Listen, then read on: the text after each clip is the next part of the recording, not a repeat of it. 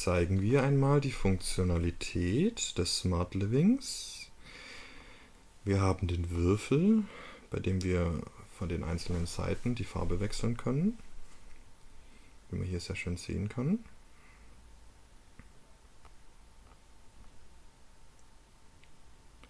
Dann haben wir einen LED-Controller, bei dem das genau gleiche möglich ist. Hier an der ganzen Wohnwand zu sehen.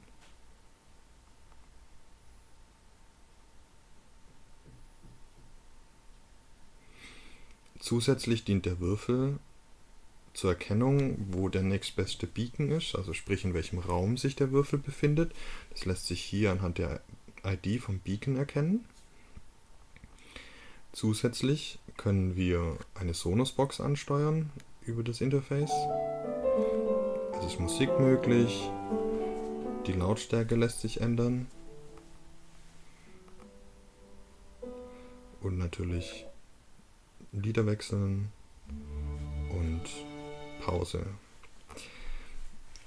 Das gleiche ist möglich über die große Anlage, hier durch den Denon Receiver. Auch hier lässt sich Lautstärke wechseln, leiser, lauter. Es lässt sich auch komplett muten. Es wird aktuelle Wiedergabe angezeigt. Kommen wir zum Benachrichtigungssystem. Wir haben die Möglichkeit für die Persona Luise Insel an dieser Stelle eine Uhrzeit für die Medikamentenerinnerung einzustellen, sowie ein Aufstehintervall, hier jetzt aus Demonstrationszwecken auf minütlich eingestellt. Und genauso natürlich lassen sich die Benachrichtigungen komplett aktivieren, deaktivieren. Testen wir zuerst einmal das Aufstehintervall. Hier kommt gleichzeitig der Blackout-Erkennungsteil mit dazu. Sprich, wenn Luise Insel innerhalb einer gewissen Zeit nicht in den angegebenen Ort läuft, wird eine Telegram-Nachricht, die sollte dann hier auch im Video erscheinen, an einen Verwandten, wen auch immer man möchte, versendet. Bitte steh auf und geh ins Wohnzimmer. Da Luise sich nicht bewegt hat, sollte jetzt gleich eine Nachricht an den Neffen rausgehen, zum Beispiel.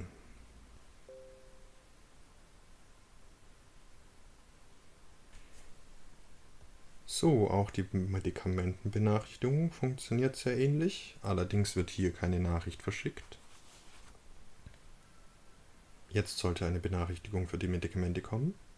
Bitte nimm deine Medikamente. Luise Insel, zusätzlich zu ihren Erinnerungen, kann sie auch Sprachnachrichten bekommen, wenn jemand an der Tür klingelt oder wenn das Telefon klingelt. Dies lässt sich simulieren über die Knöpfe Klingeln und Phone an dieser Stelle. Und gleichzeitig kann man an der Musik im Hintergrund hören, dass die Anlage leiser gestellt wird, wenn es klingelt oder jemand anruft. Luise, es hat an der Tür geklingelt. Und selbstverständlich wird die Anlage danach wieder lauter gestellt. Das gleiche beim Telefon. Luise, das Telefon klingelt. Wenn jetzt allerdings als Persona Herr Siegfried Trauer angesprochen werden soll, der selber nicht sehr gut hören kann, für ihn wäre eine visuelle Benachrichtigung sehr viel besser. Auch dies ist für Klingel und Telefon exemplarisch dargestellt und für ihn gibt es keine Sprachnachricht, sondern die LEDs, in dem Fall der Wohnwand, blinken in verschiedenen Farben. Wenn es klingelt, blinken sie grün.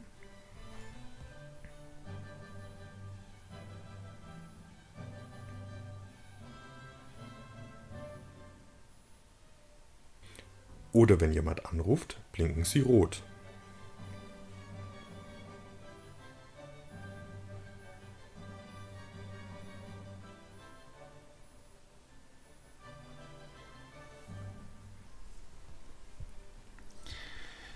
Dann demonstrieren wir jetzt die Funktionalität des Würfels. Dieser besitzt 6 farbige Seiten, die sich über OpenHub einzeln farbig ansteuern lassen, wie bereits am Anfang des Videos gezeigt. Zusätzlich wird die aktuelle Orientierung und der dazugehörige Wert in OpenHub angezeigt. Als erstes kommt die Funktionalität, Lichter mitzusteuern. Dafür sind 3 Seiten zuständig. Wir haben einmal die grüne Seite.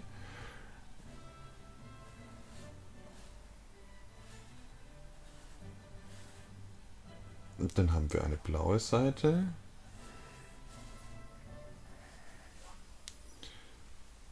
Und eine rote Seite.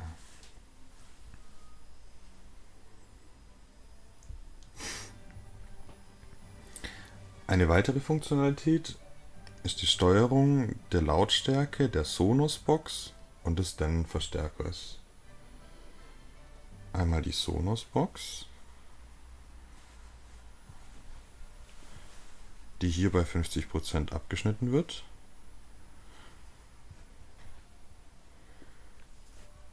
Und der Denon-Receiver.